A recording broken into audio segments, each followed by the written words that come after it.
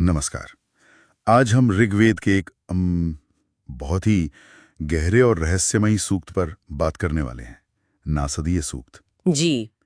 ऋग्वेद का 10वां मंडल सूक्त 129। हाँ, हमारे पास इस पर कुछ व्याख्याएं हैं, कुछ चिंतन हैं, और हमारा मकसद है कि सृष्टि की शुरुआत से भी पहले क्या था, ब्रह्मांड कैसे शुरू हुआ, इन सवालों को इस सूक्त के जरिए समझने की कोशिश करें। बिल्कुल, ये बहुत ही मौलिक प्रश्न है। और देखिए, शुरुआत ही कितनी चौंकाने वाली है।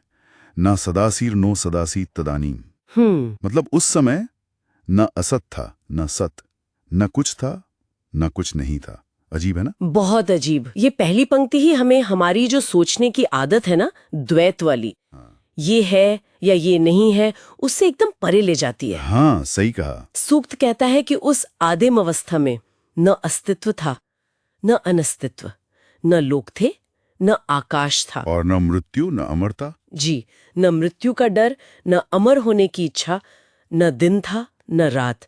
ये दिखाता है कि वो स्थिति हमारी भाषा, हमारी कल्पना, उसकी पकड़ से कितनी बाहर है। ये कहता है आनी दवातम स्वधया तदेकम। आनी दबातम, इसका मतलब? इसका अर्थ है कि वो एक तत्व, वो अकेली सत्ता, बिना हवा के स्वधया यानी अपनी ही भीतरी शक्ति से, अपनी ही ऊर्जा से सांस ले रही थी। बिना हवा के सांस लेना, ये तो विरोधाभास है ना? यही तो इसकी खूबसूरती है। वो बिल्कुल अकेला था, उसके परे उसके अलावा कुछ और था ही नहीं। और उस अवस्था का वर्णन कैसे किया गया है? उसे कहा गया है तम आसीत तमसा गूढ़म। अंधेरे से ढका हुआ अंधेरा। हाँ, जैसे गहरा असीम जल हो जिसमें कुछ पहचाना न जा सके, सब कुछ अव्यक्त, अचिन्हित, कोई निशान नहीं, कोई पहचान नहीं। फिर वो एक प्रकट कैसे हुआ? सूक्त कहता है तपस्तन महीना जायते कम, यानी तप की महिमा से। तप मतलब एक गहन आंतरिक ऊर्जा, एक ऊष्मा, एक कंसंट्रेशन, उसकी शक्ति से वो एक पैदा हुआ, प्रकट हुआ। तब से। अच्छा, और फिर ये सब बनने की, ये सृष्टि रचने की इच्छा कहाँ से आई? क्या ये भी उसी एक से आई? हाँ, अगला कदम यही था। सूक्त कहता है कामस्तद्ग्रे संवर्तताधिमनसो रेतः प्रथमम यदासीत। काम। यहाँ काम का मतलब क्या है? यहाँ काम का अर्थ है इच्छा, संकल्प, एक तीव्र चाहत। इसे मन का पहला बीज कहा गया है। तो ये सृष्टि रचने की पहली इच्छा, पहला आवेग, वो काम था। अच्छा, तो वो एक जो अकेला था, उसके मन में ये काम यानी इच्छा पैदा हुई। ये सोचना ही कितना अद्भुत है। जी बिल्कुल। और ऋषियों ने, सूक्त कहता है, अपनी प्रज्ञा से, अपनी अंतर्दृष्टि से इसी अव्यक्त में, इसी असत में सत का यानी अस्तित्व का संबंध खोजा। और फिर चीजें बनने लगीं। हाँ, जैसे ही ये इच्छा फैली, जैसे किरणें फैली, तो द्वैत शुरू हुआ। स्वधा यानी भोग्य वस्तुएं जैसे अन्न, और प्रयति यानी भोक्ता, जीव, इनका उदय हुआ। अच्छा, तो भोक्ता और भोग्य, सृष्टि का खेल एक तरह से शुरू हो गया। बिल्कुल। स्वधा नीचे थी, प्रयति ऊपर। ये आई कहां से?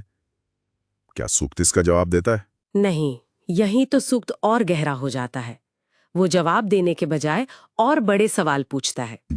जैसे को अद्धा वेद क इहा प्रवोचत कुत आजाता कुत इयम विसृष्टि है। इसका मतलब क्या हुआ? मतलब कौन सचमुच जानता है, कौन है जो यह बता सकता है कि ये सब कहाँ से जन्मा, ये विविध सृष्टि कहाँ से आई।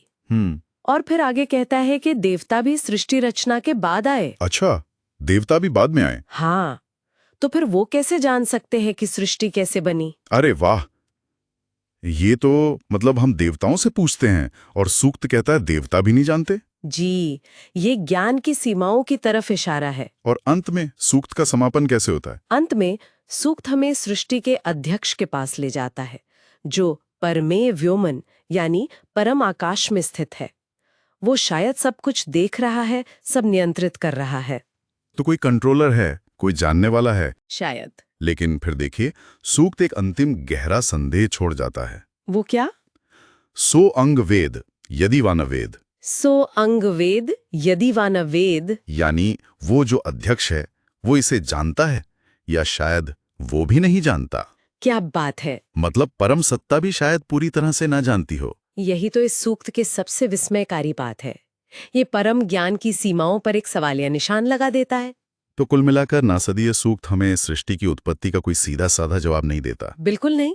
बल्कि यह हमें उस शुरुआत से पहले की अकथनीय अवस्था, उस अकेले एक के रहस्य, फिर इच्छा के जन्म और आखिर में हमारे अपने ज्ञान की हदें कहाँ तक हैं, इस पर सोचने को मजबूर करता है। सही कहा। ये सूक्त शायद यही सिखाता है कि कुछ परम रहस्य शायद हमेशा मानवीय समझ से, हमारी बुद्धि से परे रहेंगे। और ये हमें विनम्र बनाता है। बिल्कुल, अज्ञात के सामने विनम्र होना और सवाल पूछते रहना। आज के समय में जब हमें लगता है कि हम सब कुछ जान सकते हैं, जानकारी का अंबार है, हाँ, इंटरनेट पे सब उपलब्ध है। जी, तब ये याद रखना कि हम सब कुछ नहीं जानते, शायद ये मानना ही सबसे बड़ी बुद्धिमत्ता हो सकती है। और ये सवाल हमें खोज जारी रखने के लिए भी प्रेरित करते हैं। निश्चित रूप से ये प्राचीन जिज्ञासा आज भी उतनी ही प्रासंगिक है। शायद सही सवाल पूछना जवाब पाने से भी ज्यादा महत्वपूर्ण हो।